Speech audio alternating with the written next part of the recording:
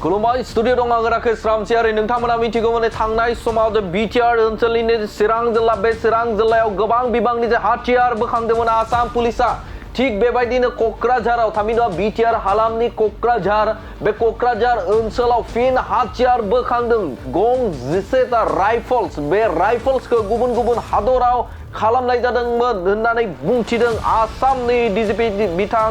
जिपि सिंहआ नंगौ नोंथांमोननि गेजेराव मोनसे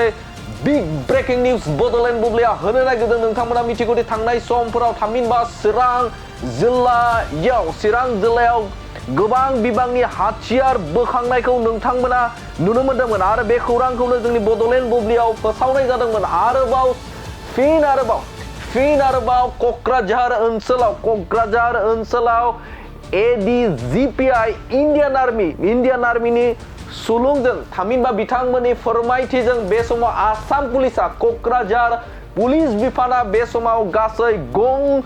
11टा राइफल्स बोखांनो हादों आरो बे राइफल्सखौ गुबुन गुबुन हादोराव बानायनाय जादोंमोन होननानै बुंथिनायखौ नुनो मोन्दों आसामनि डिजिपि जिपि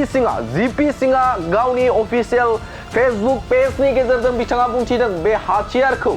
गुबुन गुबुन हादोराव बानायनाय जादोंमोन होननानै बुंथिनायखौ नुनो मोन्दों थारैनो सोमोनांथाव बाथ्रा जे बिटिआर ओनसोलनि गुबुन गुबुन जिल्लाफोराव जेरै चिरां जिल्ला आरो क'क्राझाराव मोननो हादों गोबां बिबांनि उदखारि हानजाफोरा दोनखुमानानै दोनदोंमोन आरो बे दोनखुमाना दोननाय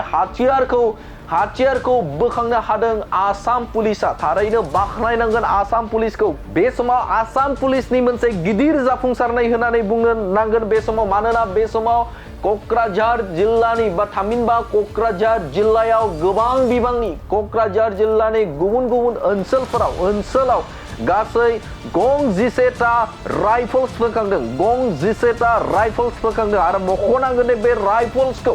राइफल्सखौ गुबुन गुबुन हादोराव बानायजानाय बा डिजाइननि राइफल्स होननानै बुंथिनायखौ नुनो मोन्दों आसामनि बिथां डिजिपि जिपि सिंहआ बे बाथ्राखौ बुंथिनायखौ नुनो मोन्दों थारैनो सोमोनांथाव बाथ्रा जाय समाव हाथियार मुक्त खालामनो नागिरदों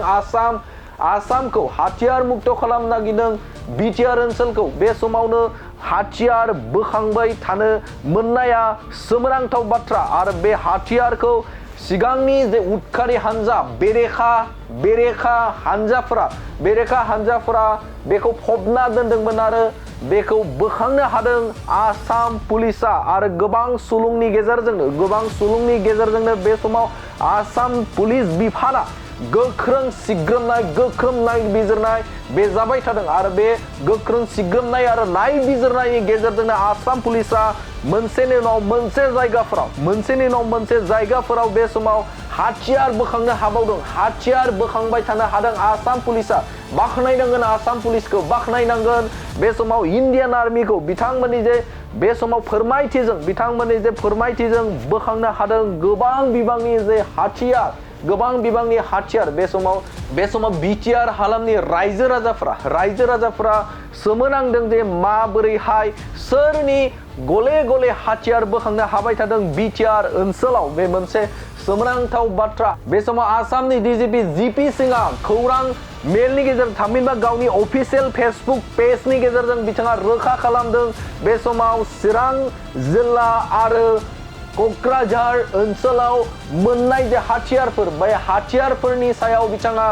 गावनि अफिसियेल फेसबुक पेजनि गेजेरजों रोखा खालामदों नाथाय बे बाथ्राखौ लानानैनो गोबां ओनसोलनि रायजो राजाफ्रा बिटिआर हालामनि रायजो राजाफ्रा सोमोनांदों माबोरैहाय बेफोर हाथियारफोरा सोरनि आरो बे हाथियारफोरखौ माबोरैहाय गले आरोबाव बोखांनो हाबाय थादों आरोबाव सोमोनांथों बा सोंथि जाखांदों दि आरोबाव गुबुन जिल्लाफोराव आरोबाव दंबावो नामा बिटिआर हालामाव आरोबाव मोनबावनो हागोन नामा हाथियार बे मोनसे सोमोनांथाव बाथ्रा आरो बे बाथ्राखौ लानानै आसामनि डिजिपि जिपि सिंहआ दासिमबो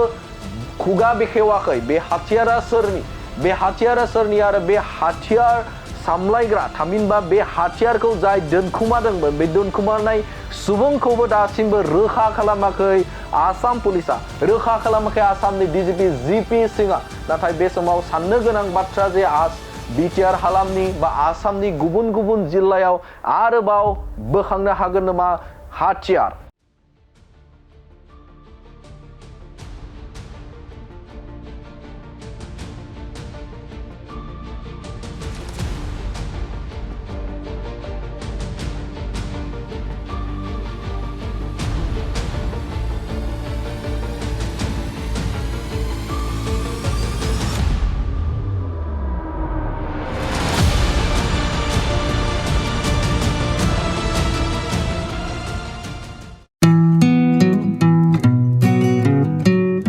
मोनसे फोसावथाय नोंथांमोननि थाखाय मोनसे गोजोनथाव खौरां लानानै फैदों।